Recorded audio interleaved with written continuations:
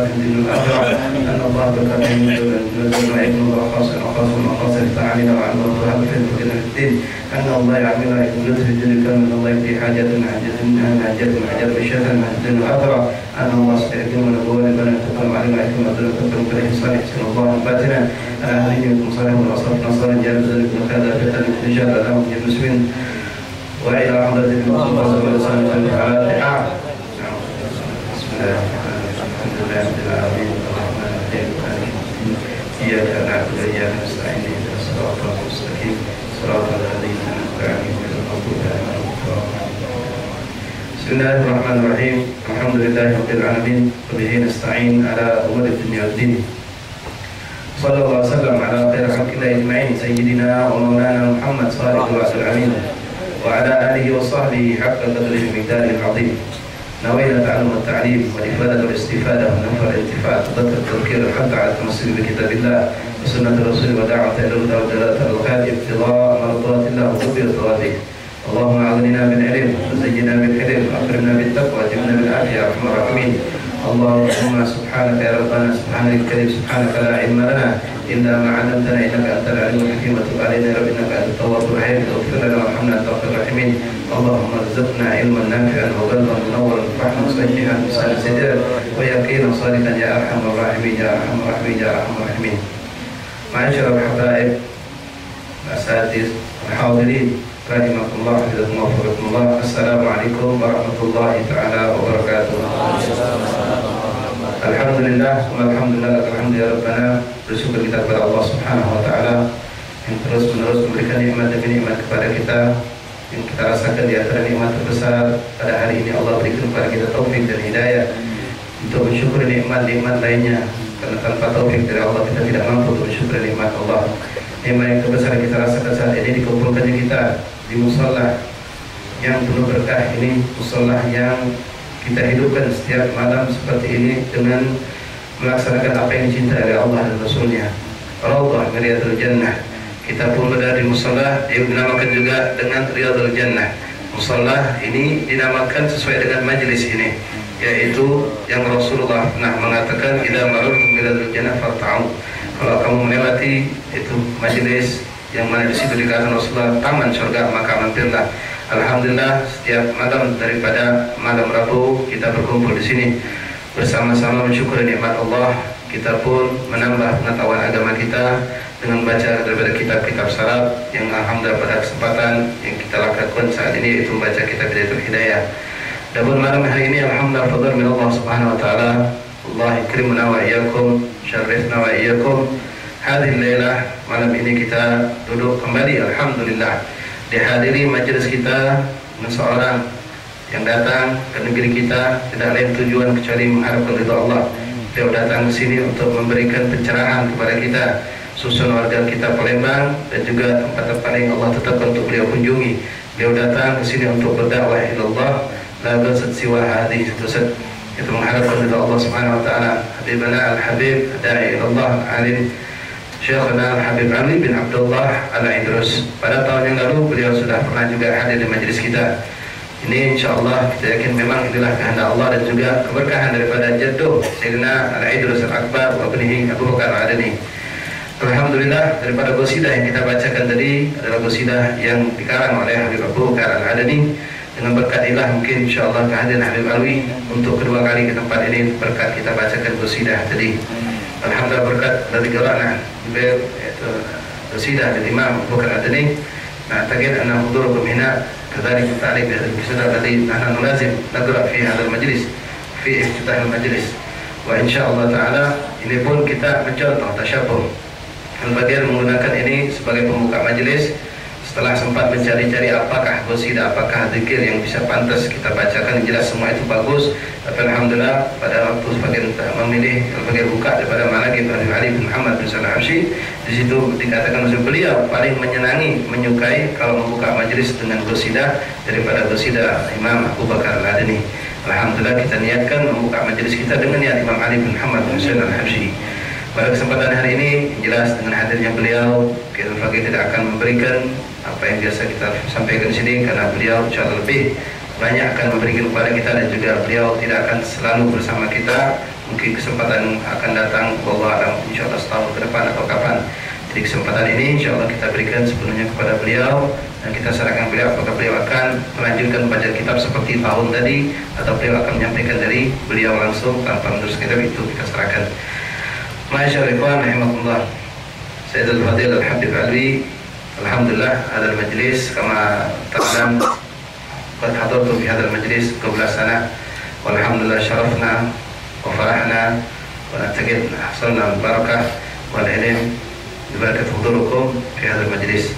Wa kama ta'lam anna hadal majlis nahnu naqra kitab Bidayatul Hidayah, walakin fi hadhihi al-fursah al-jalila al-mubarakah nahnu nufaddil ilaykum ونعرض إليكم على كيفكم إذا تريد نستمر كما سنة الماضية نحن نقرأ كتاب أو على ما فيكم أن تبلغ الإخوان على راحتكم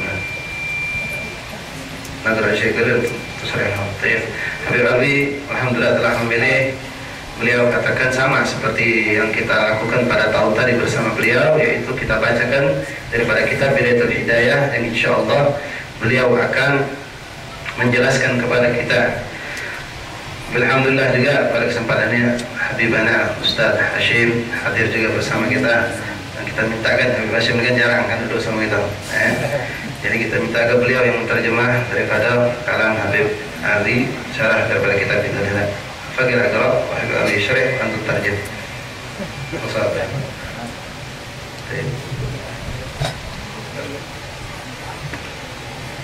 Bismillahirrahmanirrahim. Ma zilna fi adab as-salah al-jamaah, adab imamah wal qudwah. Bismillahirrahmanirrahim. Qala mu'allif rahimahullah ta'ala wa nafa'ana fid dharain amin.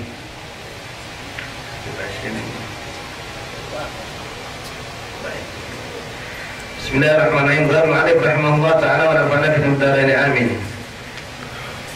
Wa yanwi al-imam inda taslim as-salam ala al-dham wa yanwi al-dham bitaslimihim jawabahu wa yadhibu al-imam sa'ata yafrugu min as-salam wa yuqbilu ala an-nas biwajhihi wa la yadhibu in kana khalfahu an-nisa lin yansirifna awalan wa la yaqumu ahadun min al-dham hatta yaqumu al-imam.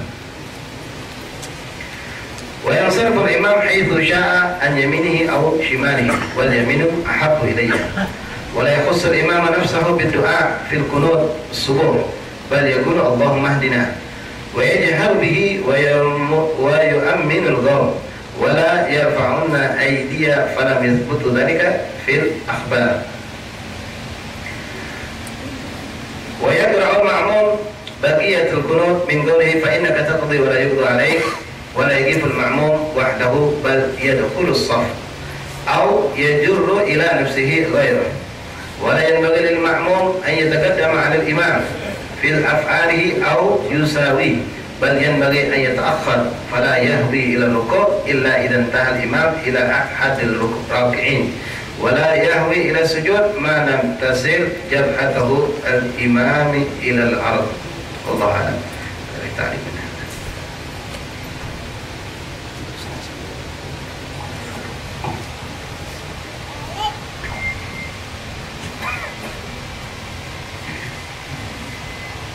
Muhammad.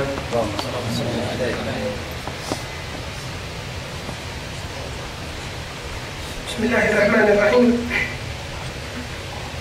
Alhamdulillahi rabbil alamin. Wa sallallahu wasallam wa baraka ala sayyidina Muhammadin wa ala alihi wa sahbihi wasallam. Ahibatana al-kiram. Assalamu alaikum wa rahmatullahi wa barakatuh. Wa alaikum assalam. من قبول الحق سبحانه وتعالى لنا ببركتكم أن يسر لنا أن نحضر معكم مرة أخرى في هذا المجلس، ونسأله سبحانه وتعالى أن يجعل في ذلك مرارا وتكرارا في خير ولطف وعافية وثبات. فعلامة قبول الدعاء منكم للفقير يسر الله لي أن أكون معكم مرة أخرى. Beliau membuka ucapannya dengan bismillah, alhamdulillah, Rasulullah SAW mengucapkan salam kepada kita. Beliau mengatakan termasuk alamat kabul kedatangan beliau yang kemarin dan duduk beliau bersama kita, kedatangan beliau di saat ini dan keberkahan doa yang kita berikan kepada beliau bertemu beliaunya membuat beliau alhamdulillah bisa datang kembali ke tempat ini dalam keadaan khair wa afiyah. ما تقرؤونه في هذا المجلس المبارك كتاب بداية الهداية من أعظم الكتب التي ألفت في منهج السلوك إلى الله والسير إلى الله سبحانه وتعالى. Dia mengatakan kitab yang kita baca, kitab Bidayatul Hidayah merupakan kitab yang paling baik untuk kita menuju berjalan menghadap Allah Subhanahu wa taala dan menuju Allah Subhanahu wa taala, dan termasuk kitab yang terbaik yang dikarang. وهو كتاب ألفه الإمام الغزالي للمبتدئين أمثالنا في السير في هذا الطريق.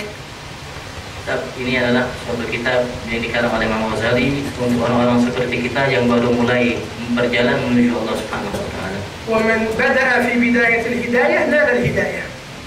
Yang mengatakan barang siapa yang mulai membaca kitab Hidayah, insya Allah dia akan mendapatkan hidayah dari Allah Subhanahu wa taala. ولهذا حينما وصل الشيخ أبي بكر بن سالم عليه رضوان الله إلى المقامات العالية وذكر ذلك لشيخ سيدنا شهاب الدين أحمد أن الإمام الشيخ أبي بكر بن سالم قد بلغ وقد بلغ وقد بلغ، فقال إن الشيخ أبي بكر بن سالم لم يبدأ إلا في بسم الله الرحمن الرحيم أو في بسم الله فقط، لم يبدأ إلا في بسم الله، لم يصل إلى أمور كبيرة جدا.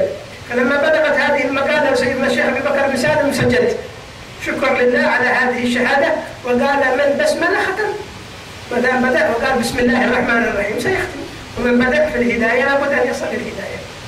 Yani itulah Syekh Abu Bakar bin Salim ketika dia mendapatkan kedudukan yang tinggi di sisi Allah Subhanahu wa taala, sampai cerita berita apa yang beliau pernah nyatakan katakan kepada gurunya Imam Syahabuddin Ahmad bin Abdul Rahman bin Syahab. Dan disebutkanlah oleh orang menyampaikan bahwasanya beliau telah mengatakan ini itu dan lain sebagainya. Dan Imam Syahabuddin mengatakan Syekh Abu Bakar bin Salim hanya baru mulai kalimat bismillah atau bismillah basmalah, baru kalimat bismillah, belum yang lainnya. Ketika sampai berita tersebut kepada Syekh Abu Bakar bin Salim, beliau mengatakan alhamdulillah sampai sujud di hadapan Allah Subhanahu wa taala, mengatakan barang siapa sudah mulai bismillah, insyaallah dia akan menghantarkan melanjutkan setelah bismillah. وذكر عندكم هنا فيما وصلتم إليه في وقفكم آدابا للقدوة ينبغي لطالب العلم ولطالب الفضل من الله أن يحرص عليها، لأن فيها الرفعة وفيها الخير، وربما يرتقي الإنسان بالنوافل أكثر مما يرتقي بالفرائض إذا فعلها بعد الفرائض، ولا يزال عبدي يتقرب إلي بالنوافل حتى أحبه. Beliau mengatakan selayaknya, sebaiknya, seharusnya buat kita yang mendengarkan apa yang dibacakan tadi dari adab, tata cara etika sebagai seseorang yang bermakmum kepada imam untuk mengamalkan apa yang telah kita baca. Kadang-kadang seseorang dengan mengamalkan yang sunnah akan mendapatkan kedudukan yang tinggi di sisi Allah Subhanahu wa taala yang dia tidak capai dengan yang fardu, tapi setelah dia melaksanakan yang fardu. Karena Rasulullah SAW mengatakan barang siapa dan senantiasa seorang hamba mendekatkan dirinya kepadaku dengan yang sunnah sampai aku cintai ia. قال وينوي الإمام عند التسليم السلام على القوم وينوي القوم تسليمهم جوابه. هذه آداب من آداب النبي محمد صلى الله عليه وسلم، وهي أن الرجل حينما يسلم في صلاته الإمام ينوي بسلامه السلام على القوم على من هم خلفه، فحينما يسلم يقول السلام عليكم ورحمة الله، ينوي بقلبه السلام على من هم على يمينه من الإنس والجن والملائكة، وإذا سلم في الجهة الأخرى قالوا السلام عليكم ورحمة الله وبركاته، نوى أنه أن يسلم على من على يساره من الإنس والجن والملائكة. Seorang imam kalau dia mengucapkan salam di salam pertama, ketika dia mengatakan assalamualaikum menoleh ke kanannya, selayaknya dia berniat untuk mengucapkan salam kepada mereka yang sebelah kanannya, baik terutama makmum, baik yang bangsa jin, manusia dan para malaikat Allah Subhanahu wa taala. Begitu juga ketika dia salam yang di kiri juga demikian, dia berniat untuk mengucapkan salam kepada orang yang di sebelah kirinya, baik dari bangsa jin, malaikat dan bangsa manusia yang ada. Itu merupakan suatu adab daripada adab yang diajarkan oleh baginda Rasul sallallahu alaihi wasallam. Wa amma al-ma'mumin fa idza kana al-imam ala yaminihi fa innahu yanwi bis-salam al-awwal ar-rad ala al-imam wa yanwi bis-salam al-thani السلام على من على يساره من الإنس والجن والملائكة، وإن كان العكس الإمام على يساره هو هنا والإمام في جهة اليسار، فينوي بسلامه الأول السلام على من على يمينه وبسلامه الثاني الرد على سلام الإمام.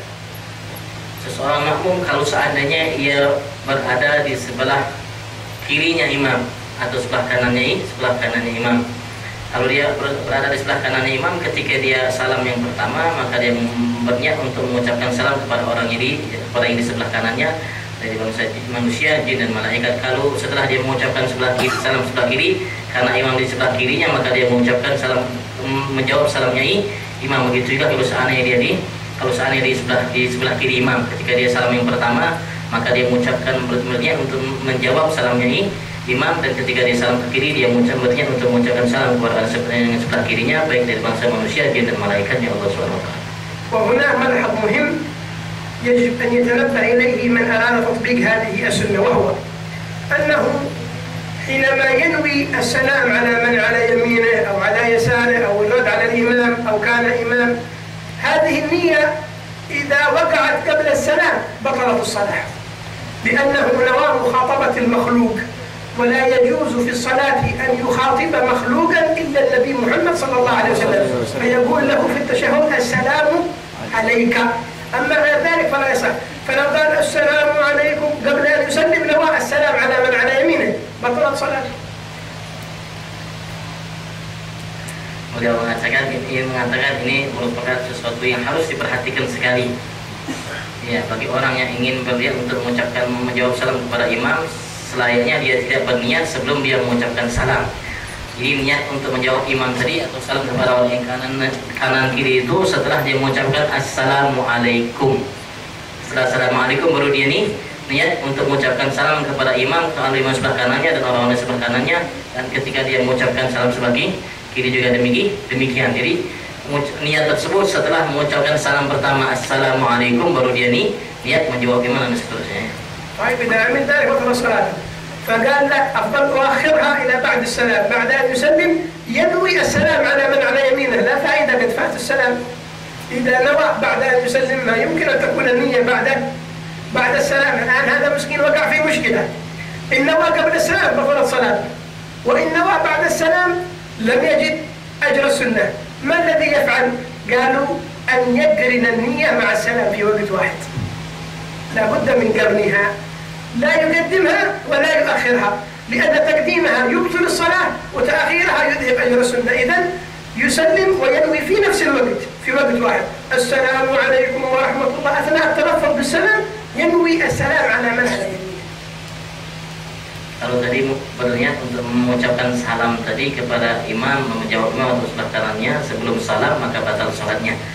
Dan juga ulama mengatakan kalau seandainya setelah dia mengucapkan salam selesai sholat baru dia berniat dengan salam kanannya, dia berniat untuk mengucapkan salam kepada sebelah kanannya atau menjawab imam, atau sebelah kirinya dia berniat untuk mengucapkan salam kepada sebelah kirinya atau menjawab imam, itu juga tidak akan mendapatkan pahala sunnah kata beliau. Tidak ada muskilah kalau niat sebelum salam batal sholatnya. Kalau niat setelah salam tidak mendapatkan pahala sunnahnya. Beliau mengatakan, ulama mengatakan jadi dibarengi niat dengan salamnya. Assalamualaikum dibarengi dengan niat bahwasanya beliau mengucapkan salam atau menjawab salam kepada imam, mengucapkan salam kepada sebelah kanannya, begitu juga sebelah kiri, begitu juga sebelah kirinya. والحكم واحد في ذلك للإمام والمأموم كلهم سواء sama-sama ما يختلف. Sama-sama. Hukumnya sama itu dia, baik bagi imamnya bagi makmumnya sama. Kalau imam ketika dia salam sebelum salam mengucapkan salam kepada makmum atau orang sebelah kanannya sebelah kirinya, imam juga batal begitu juga makmumnya. قال ويذهب الإمام ساعة يفرغ من السلام ويقبل على الناس بوجهه، أي بعد أن ينتهي من السلام يقوم ويلتفت ويقابل الناس ويقبل على الناس بوجهه، إما أن يقابلهم أو أن يجعلهم على يمينه فيقابل من هم على يمينه.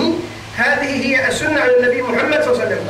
قال ولا يثب إن كان خلفه النساء لينصرفن أولا، إذا كان خلفه نساء لا يلتفت يبقى حتى ينصرفن النساء، وعلى النساء أن لا يتأخرن. بمعنى إيش؟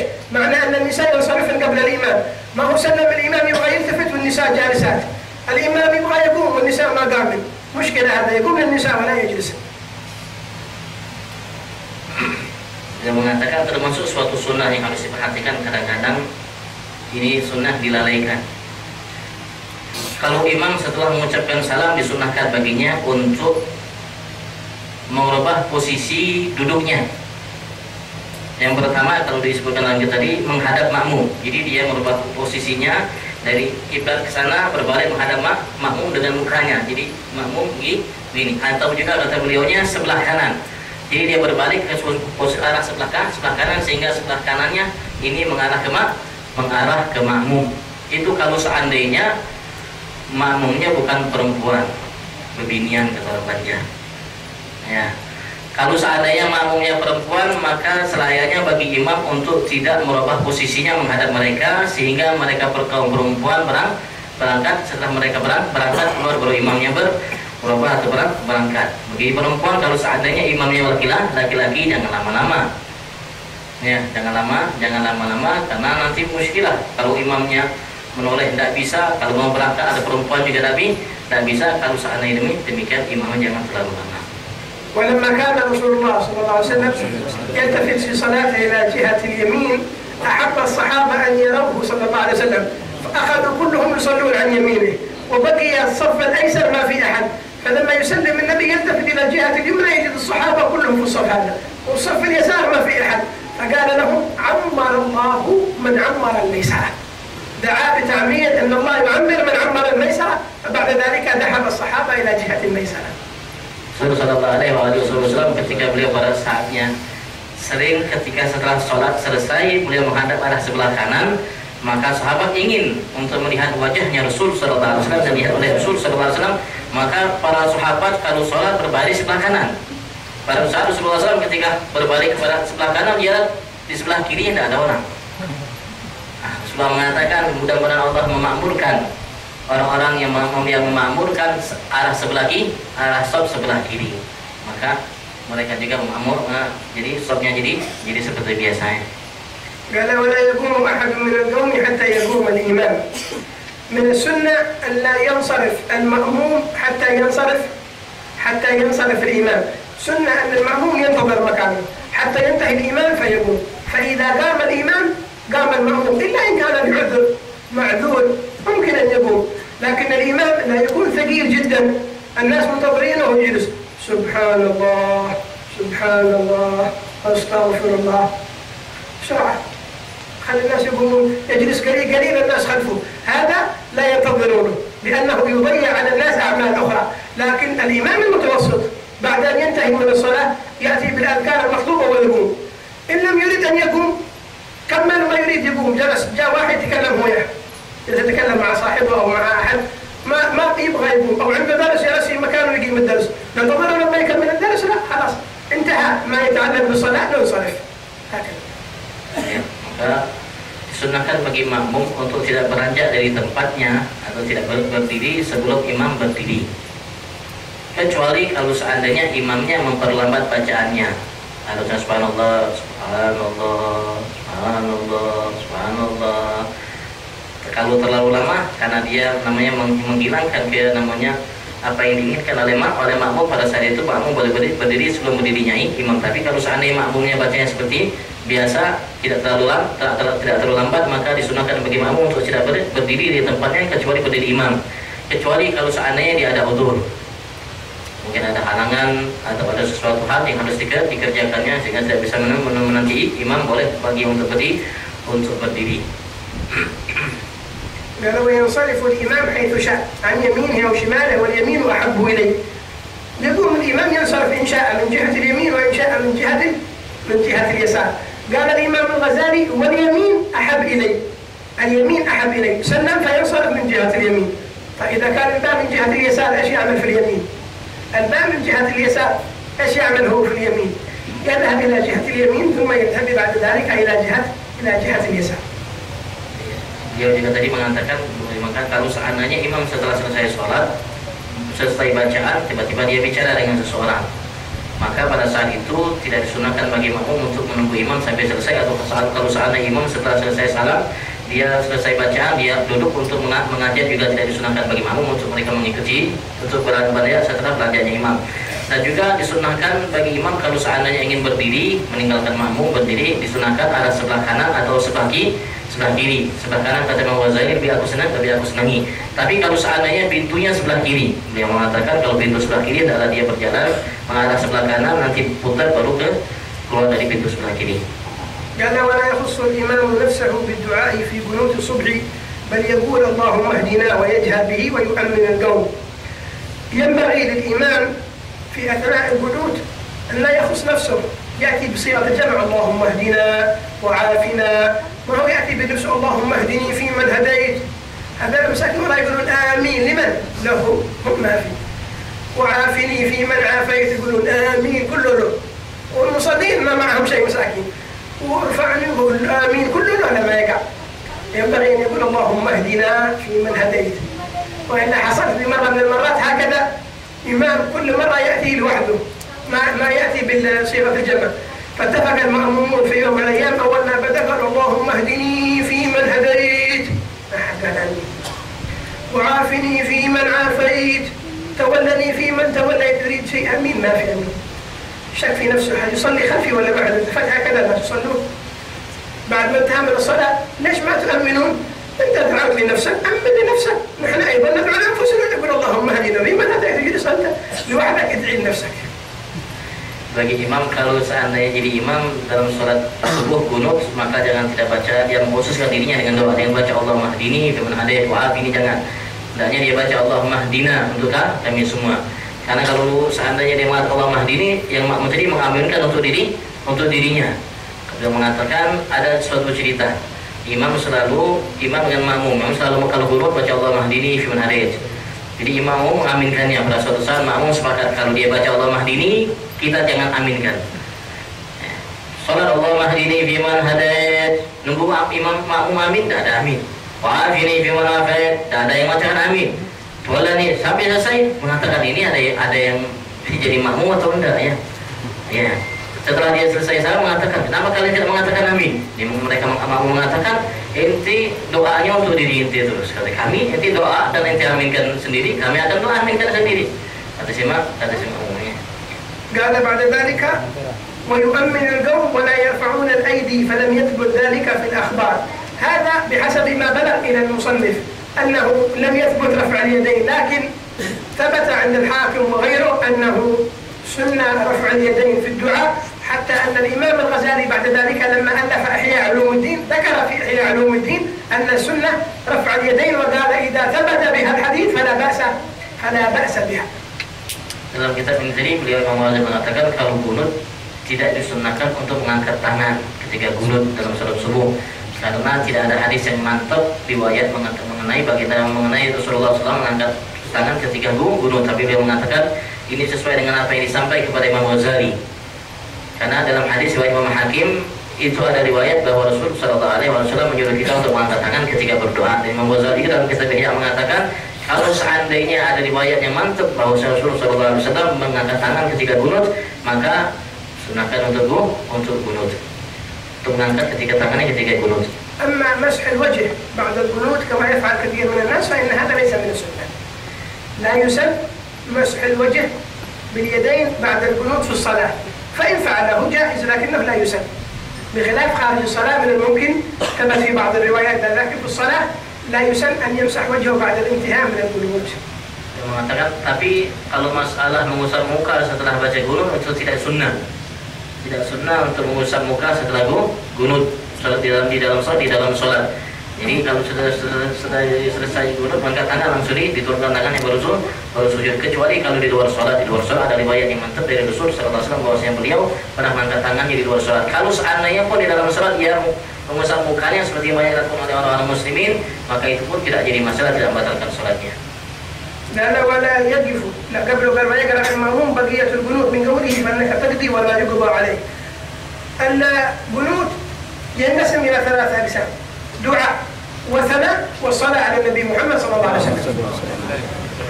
Dia mengatakan kalau ucapan fa innaka taqdi wa la yuqda alaik itu disunahkan bagi imam mengucapkannya dan makmum mengucapkannya.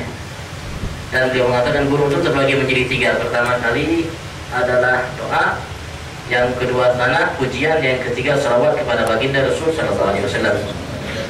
فالدعاء يأتي به الإمام ولا يأتي به المأموم بل يؤمن، وهو قوله اللهم اهدنا فيمن هديت وعافنا فيمن عافيت وتولنا فيمن توليت وبارك لنا فيما أعطيت وقنا شر ما قضيت. بعضهم يزيد وقنا واصرف عنا، لم يثبت وقنا شر ما قضيت. بعد ذلك أي هذا من الزيادات التي لم ترد، لكن من حيث الصحة صحيحة ما في مشكلة فيها. فبعد ذلك فإنك تقضي هذا الثناء، والثناء ينبغي أن يشترك فيه الإمام والمأموم. هنا بعض الأئمة يقع في خطأ، وهو أنه إذا جاء عند قوله فإنك تقضي ولا يقضى عليك يخفض صوته. لا، السنة أن يرفع صوته كما الدعاء فإنك تقضي ولا يقضى عليك، أن يرفع الإمام صوته، أما المأموم فلا يرفع صوته، إنما يشارك الإمام فقط، فيأتي بذلك فإنك تقضي ولا يقضى عليك وأنه لا يذل من وليت، لكن بصوت منخفض، والإمام يرفع صوته كما كان يرفع في البداية بداية الدعاء فيشترك المأموم مع الإمام في الثناء وفي الصلاة على النبي محمد صلى الله عليه وسلم. Beliau mengatakan, yes, kalau dalam ucapan sana Allahumma hadina fiman hadait sampai waqina syarra ma qadait itu sunnah bagi makmum untuk mengucapkan amin dan tidak disunahkan untuk mengikuti. Jadi imam mengatakan itu dan makmum hanya mengatakan amin. Tapi kalau sudah fa'innaka taqdi wa la yuqda alaik itu isyarik sama-sama. Imam mengangkat suaranya dengan kalimat tersebut dan banyak sekali orang-orang yang salah atau sebagian ulama yang salah kalau sudah sampai kalimat fa'innaka taqdi wa la yuqda alaik dia merahasiakan suaranya, tidak mengangkat suaranya. Tapi sebetulnya sebaiknya mengangkat suaranya dengan sana pujian tersebut dan makmum juga mengangkat suaranya dengan pujian tersebut. Adapun kalimatnya sebagian imam yang mengatakan waqina wasrif anna syarrama yoleh, wasrif itu tadi tidak ada riwayat yang mengatakan ada wasrif begitu juga. Waqina birahmatika itu pun tidak ada riwayat mengatakan tambahan birahmatika, tambah tapi pada riwayatnya tidak ada tafsirannya. Setelah begitu juga mengenai masuk salawat juga itu imam mengucapkan salawatnya, makmum juga mengucapkan salawat. Jadi setelah waqina syarrama yoleh itu imam mengangkat suaranya sampai salawat, makmum pun mengangkat suaranya sampai salawat.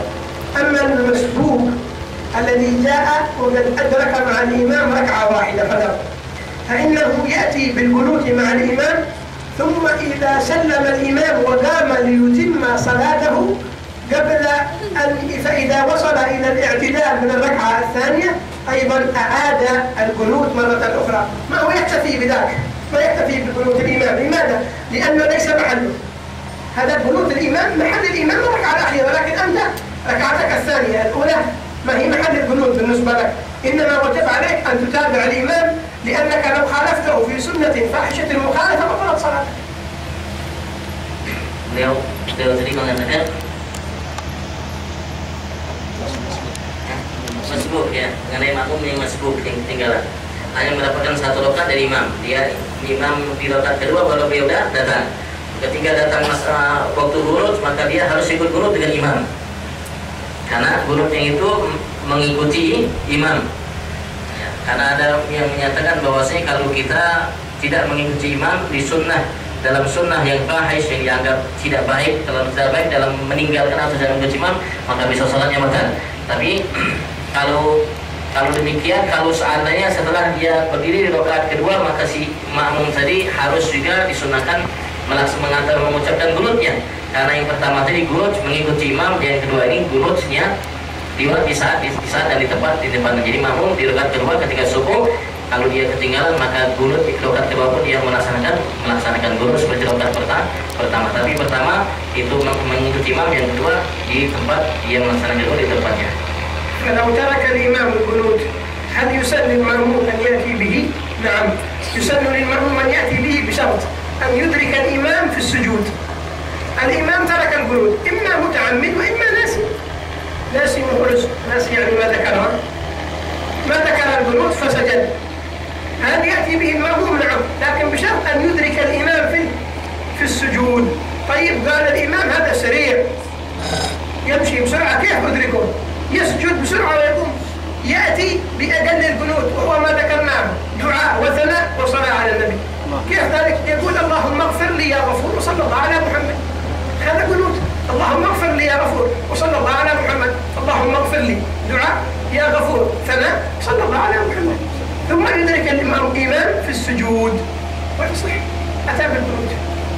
Dia mengatakan kalau seandainya imam meninggalkan qunut baik sengaja atau yang lainnya atau lupa, maka disunahkan bagi makmum untuk membaca qunut dengan syarat dia bisa mengikuti atau menjumpai imam ketika dalam sujud. Dalam sujud yang kedua dia bisa menjumpai imam, maka disunahkan baginya itu qunut. Kalau seandainya imamnya cepat gerakannya, maka bagi si makmum disunahkan untuk membaca paling sedikitnya qunut, yaitu ucapannya Allahumma ighfirli ya ghafur wa sallallahu ala Muhammad. Baru dia turun nanti itu sebagai qunut. Karena qunut adalah pertamanya doa Allahumma ighfirli, doa pujian, yang kedua pujian ya ghafur, pujian, yang ketiga salat, yang ketiga salawat. Jadi kalau imam meninggalkan qunut dia qunut. وبعد ذلك يسجد لسهو إمامه، يسجد المأموم لسهو إمامه، لكن إذا هو سهى ما يسجد لسهو نفسه المأموم، ومبتدئ لسهوه لم يسجد. لكن لسهو من به قد اقتدى، ومقتد لسهوه لم يسجد لكن لسهو من به قد اقتدى. Tapi kalau seandainya terjadi demikian, makmum disunnahkan untuk sujud karena kelupaan imam. Karena kelupaan imam disunnahkan bagi makmum untuk sujud sahwi. Ya, tapi kalau seandainya makmum ketika dia sholat dia melakukan suatu kelupaan, yang disunnahkan bagi yang untuk sujud karena dia makmum, maka tidak disunnahkan bagi si makmum untuk melaksanakan sujud sahwi setelah salam imam, bahkan hukumnya haram. Dan kalau sengaja dilaksanakan batal sholatnya. قال ولا يقف المأموم وحده بل يدخل الصف أو يجر إلى نفسه غيره. أن يصلي واحد في صف لوحده قدامه صف مكروه عندنا الشافعية، وهذه الكراهة للجماعة، معنى ذلك أنه لا يجد أجر الجماعة. كل كراهة من أجل الجماعة تذهب أجر الجماعة. وعند الإمام أحمد بن حنبل صلاته باطلة إذا صلى لوحده في صف، عند الإمام أحمد صلاته باطلة. Yang mengatakan di kitab tadi disunnahkan Imam Ghazali sehendaknya selain bagi makmum untuk tidak berdiri sendirian di dalam shop. Kalau shop yang di depannya penuh, shop sendirian kalau bisa jangan berdiri sendirian. Mungkin dia bisa narik dari shop yang di mukanya. Menurut Imam Syafi'i ini merupakan makruh yang dilaksanakan di dalam berjamaah. Setiap makruh yang berkenaan dengan jamaah itu membatalkan, menghilangkan fadilat jamaah. Dalam mazhab Imam Muhammad bin Hanbal itu mereka mengatakan batal sholatnya atau tidak sah sholat jamaahnya. فله واحد من الاثنين، إما أن يجد فرجة في صف أو يستطيع أصحاب الصف أن يوسعوا له ويدخل، أو أن يجر معه واحد ليصلي معه، وهذا بشروط نذكرها الآن. Yang mengatakan kalau orang yang tidak mendapatkan seseorang di dalam sofnya, dua kemungkinan. Yang pertama dia kalau seandainya ada celah untuk dia bisa masuk ke dalam sof, tak jadi masalah, atau kalau tidak dia menarik orang yang di mukanya. Ini dengan syarat-syarat kata beliau. أول شرط من ذلك أن يكبر قبل أن يجر غيره، لأنه لو جر غيره قبل أن يكبر جعل الكراهة لصاحبه، هذا اللي خرج لوحده ضاعت عليه أجر الجماعة. أولا يكبر ثم يجره إليه ويكون هو في صف، والجماعة الباقيين هذول يكملون يغلقون الفراغ الذي بينهم. Dia mengatakan adalah dia tidak menarik orang yang di mukanya kecuali setelah dia takbiratul ihram. Jadi kalau dia berdiri sendirian takbiratul Allahu Akbar selesai baru dia narik. Kalau dia narik sebelum dia takbir, berarti dia telah menghilangkan fadilat jamaah orang yang di mukanya. Jadi takbir dulu baru ditarik ke safnya. أيضا أن يكون المجرور ممن يفهم حكم المسألة بأن يعتقد أنه ينجر معه. ما هو يجي يجر واحد مسكين ما يعرف حكم المسألة، هذا يصلي فهذا يجر ويلتفت وراه ويضربه في وجهه. كيف تصلي تصحبنا من الصلاة ما يعرف مسكين. ما هو يجي يجر أي واحد له. هذا لو قدامك هل هو من طلاب العلم أو يفهم هذه المسألة؟ إن كان يفهمها نعم جره، أما لا يفهم المسألة ولا هو من طلاب العلم ولا بدا مرة سمع بها، تجي تسحب الرجال من صلاته بيقع ضرب ما تخرج من المسجد أنت بيتضاربون، فلا يجر أحد. Dia mengatakan menarik orang di muka itu lihat-lihat, jangan sembarang tarik, nanti kalau nggak ngerti tempelan kita. Pulang sholat kelahi kata beliau. Beda. Kita lihat di shop itu kalau seandainya ada orang yang mengerti atau talibul ilm yang mengerti masalah ini, baru dia namanya tarik orang tersebut. Kalau tidak jadi muskilah, bukan mendapat pahala dari Allah. قال أيضا اختلاف بين الشيخ ابن حجر والرملي في شرط أن يكون الصف المجرور منه أكثر من اثنين. إن كان اثنين عند الشيخ الرملي لا يجره، وعند الشيخ ابن حجر حتى لو كان اثنين يجر له واحد.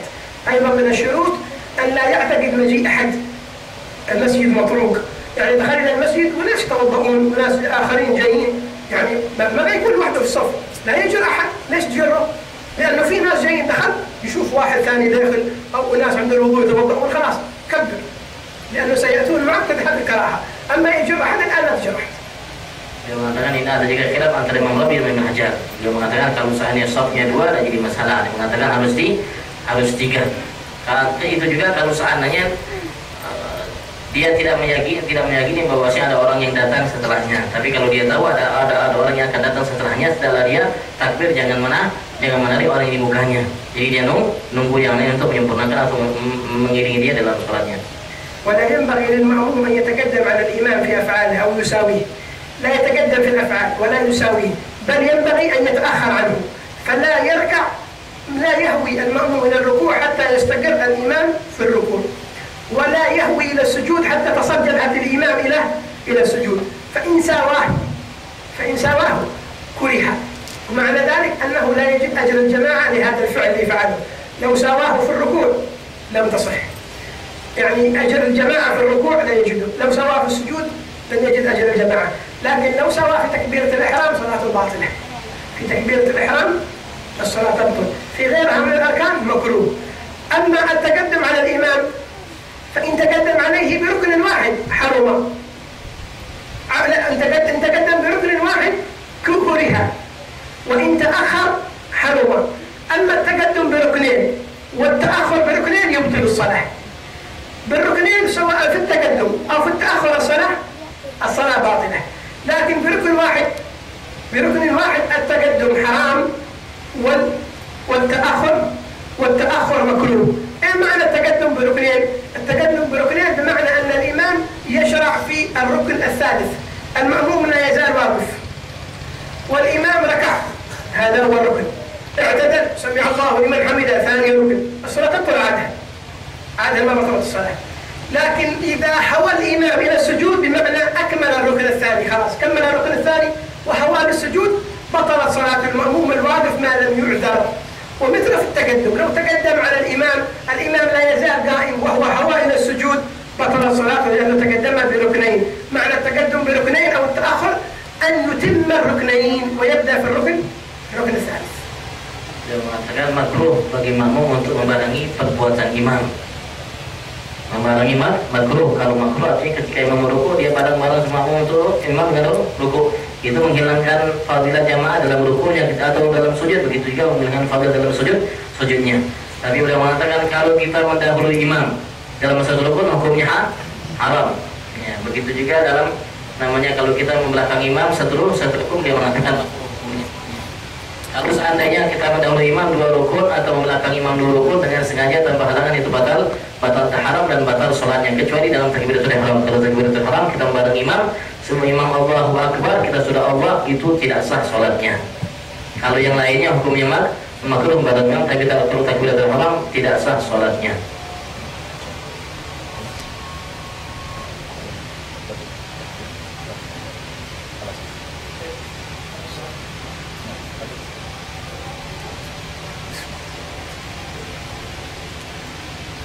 Alhamdulillah, kamal selesai dari bab daripada bab yang kita baca dari kitab Al-Muzaim dari Hidayah tentang adab salat berjamaah. Insyaallah kita akan lanjutkan nanti pada pertemuan akan datang bab salatul Jumat. Jazakumullah khairan jazaa Habibana Ali bin Abdullah Al-Aidus wa Habibana Hashim bin Abdullah Syekh Bakar bin Salim ala ma yutla alaina min fawaid jadidah wa insyaallah anfa'na wa yakum fima sami'na wa ma fahimna min kalam Habibain wa masyaallah rahimakumullah. Alhamdulillah, kita ucapkan terima kasih banyak kepada Habib Ali dan juga Habib Hashim yang telah menerjemahkan daripada penjelasan Habib Ali. Insyaallah mudah-mudahan apa yang kita dengar dari beliau bermanfaat untuk kita bisa memperbaiki sholat kita lebih paham, lebih baik lagi insyaallah. Di sini yang kami informasikan insyaallah Habib Ali mungkin pada sholat Isya beliau akan menghadiri majelis di Inayah Indah Ustaz Mustafa Muhtaim. Bagi antum yang punya kesempatan untuk hadir, tafadhal untuk kembali mendapatkan pengalaman ilmu dan keberkahan dari Habib Ali insyaallah. Mungkin ini saja, kita tutup dengan doa majelis, lalu akan ditutup doa oleh Habib Ali insyaallah. Pada kita seperti biasa ada habis ada langsung qomat insyaallah. Bismillahirrahmanirrahim. Alhamdulillahirabbil alamin. Allahumma shalli wa sallim ala sayyidina Muhammadin wa ala ali sayyidina Muhammad. Ya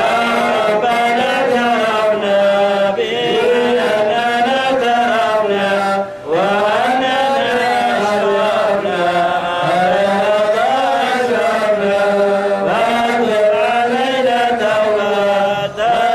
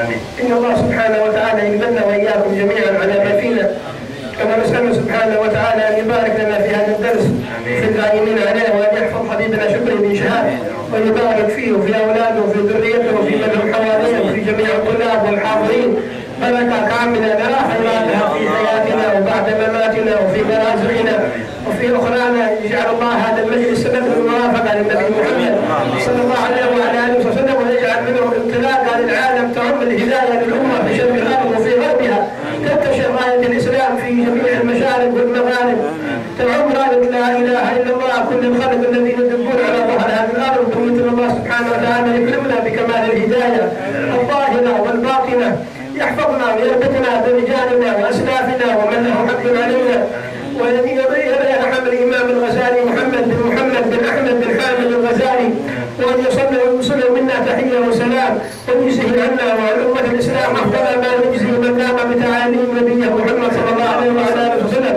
اجعلنا وإياكم من أهل الفردوس الأعلى المرافقين للنبي الأجلى ظاهرا وباطنا في جميع الأقوال مبتلين به، في جميع الأفعال مبتلين به. ونسأل سبحانه وتعالى أن ينظر إلينا في ساعتنا هذا نظرة من نظراته نسعد بها في حياتنا، نسعد بها في مرازقنا، وأن الله سبحانه وتعالى يفرج على أمة النبي محمد في شرق الأرض وفي غربها، ويجعل مقدم شهر ربيع الأول مقدم الفرج لأهل لا إله إلا الله، ربيع المصطفى يكون فيه نصرة للمصطفى، ربيع الحبيب محمد يكون فيه نصرة للحبيب محمد، ويرتضينا وإياكم خدام لهذه الشريعة، ويجعل لنا يد في خدمة هذا الدين، ويجعلنا وإياكم صادقين مخلصين يقبلنا على ما فينا. اللهم اقبلنا على ما فينا، اللهم اقبلنا على ما فينا، اللهم اقبلنا على ما فينا، وهيئنا للخير أينما توجهنا، وأقبل بوجهك الكريم علينا، وعاملنا بألطافك الخفية، وتب علينا توبة نصوحا، زكنا بها قلبا وجسما وقالبا وروحا لنا ولأحبابنا ولأهل بيوتنا ومن هم حوالينا ومن له حق علينا ومشايخنا في الدين، ومن علمنا ومن علمناه ومن أوصانا ومن استوصانا بالدعاء. اللهم أشركهم في هذه الدعوات وفي هذه المجالس المباركة ما يتنزل فيها، اجعل لهم منه حظا ونصيبا. آمين اللهم آمين. صلى الله على سيدنا محمد وآله وصحبه وسلم، والحمد لله رب العالمين. الله منكم. تفضل الأذان.